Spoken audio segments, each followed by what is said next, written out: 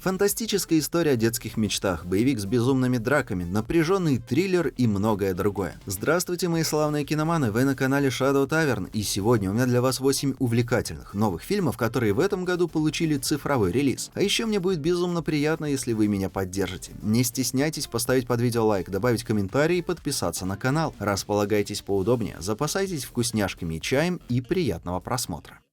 Аполлон-10 и 1/2 «Приключения космического века». Фильм рассказывает о хорошо знакомой всем нам лунной миссии НАСА и предлагает представить, что любая знакомая история может быть увлекательнее, чем кажется. Действие ностальгического фильма происходит в пригороде Хьюстона в 1969 году. Космическая гонка в разгаре, стремление НАСА попасть на Луну растет невероятно, но агентство строит слишком маленький лунный модуль, потому они обращаются к маленькому мальчику, чтобы тот спас их миссию, прежде чем настоящие взрослые астронавты отправятся в знаменитую миссию Аполлон. И, к сожалению, Стэн не может рассказать об этом никому, даже своей семье. Визуальная часть – одна из самых замечательных вещей в этом фильме. Она действительно выделяет его среди других проектов. Это смесь живой актерской игры с ручной и компьютерной анимацией, чем-то напоминающая ротоскопирование. Сюжет основан на детских фантазиях режиссера Ричарда Линклейтера. Эта анимационная драма удивительным образом переплетает классические воспоминания о детстве, поп-музыку конца 60-х годов и тот самый полет.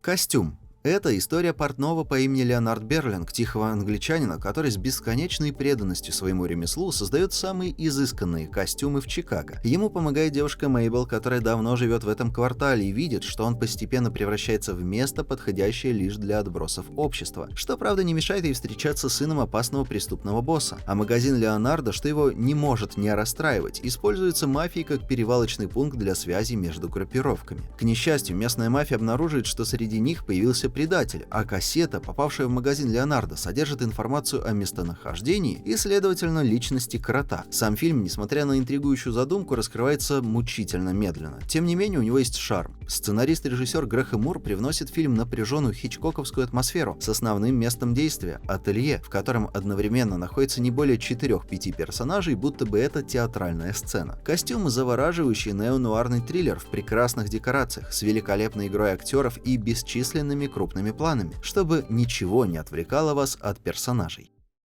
Воспоминания из будущего. Женщина просыпается с амнезией. По мере возвращения воспоминаний она начинает подозревать, что причиной ее состояния стал ее же муж. На этом месте многим кинолюбителям может показаться, что все это уже было в других триллерах, но затем происходит поворот, который было сложно предугадать. Она выясняет, что теперь способна видеть опасные ситуации в будущем некоторых людей. Фильм является дебютной работой сценариста Со Ю Мин. Он хорошо поставлен, обладает хорошим темпом и отличной игрой главных актеров. Их эмоциональное выступление держит в напряжении до самого финала. Тем не менее, должен признать, что середина фильма проседает, сказывается недостаток бюджета, а вот первые финальные полчаса фильма захватывают. Поклонникам дорам просмотр воспоминаний из будущего наверняка запомнится надолго.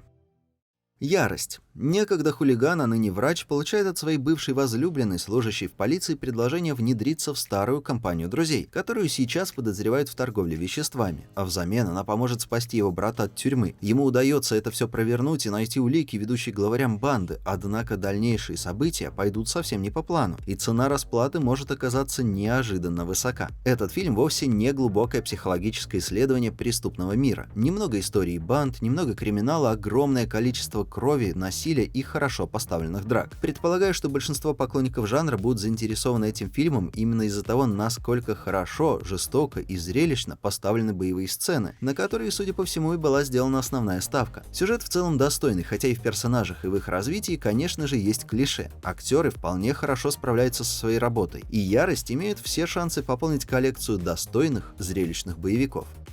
Смерть на Ниле. На этот раз необходимость расследовать загадочное убийство, отвлекаясь от собственного отдыха, настигает Пуаро в Египте, когда его приглашают в круиз по Нилу. Принимающая сторона чрезвычайно богатая, недавно вышедшая замуж наследница состояния Линет. Путешествие омрачается появлением Жаклин, бывшей невесты ее мужа, и убийством, которое произойдет вскоре после этого. Если вы смотрели «Убийство в Восточном экспрессе» Кеннета Браны, то примерно представляете, чего ожидать от этого фильма. Однако все не так просто. Кинематография здесь действительно хороша, и несмотря несмотря на то, что дешевого CGI слишком много, «Смерть на Ниле» выглядит очень стильно и приятно в визуальном плане. В остальном, лично мое мнение, он уступает предшественнику. Актерская игра временами чрезмерна, акценты слишком наиграны, а для того, чтобы произошло то самое убийство и началась главная часть фильма, вам придется ждать целый час довольно-таки посредственной и нудной истории.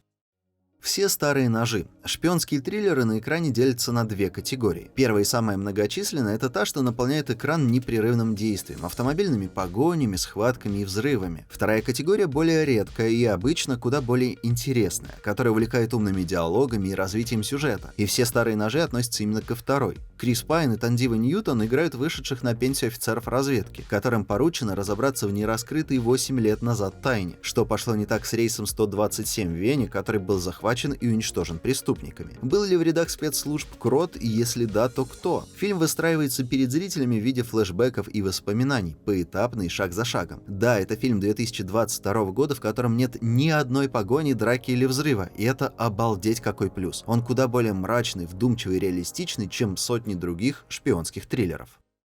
«Пузырь» — фильм о группе актеров и съемочной команде, которые пытаются доснять фильм во время изоляции. Начинается он довольно хорошо, сценарий наполнен событиями, персонажами и неплохими шутками, а затем в сюжете наступает время пандемии. Актерская игра, операторская работа и музыка — все в порядке. А вот сценарий и темп действительно подводит фильм. 2 часа его продолжительности можно было легко уместить в 1:20, включая титры, и он бы от этого только выиграл. Шутки не успели бы стать плоскими, действия затянутыми, а сюжет утомительным. В целом фильм начинается хорошо, а затем медленно превращается в длинную тягомотину. Чтобы сделать фильм про ковид смешным, нужно придумать нечто действительно качественное, умное или креативное. И чем дольше смотришь этот фильм, тем очевидно становится, что такую тему очень трудно сделать смешной.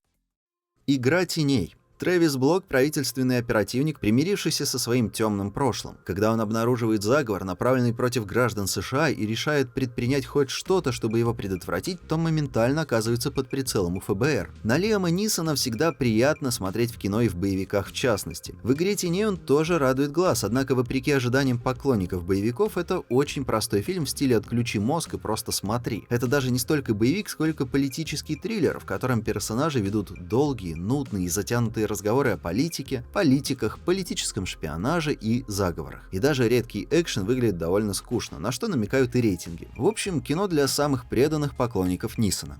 На этом у меня сегодня все. Спасибо за просмотр. Если видео вам понравилось, то не стесняйтесь делиться ссылкой на него со своими друзьями, подписываться на канал и жать на кнопки под плеером. И до встречи в следующем выпуске. Пока.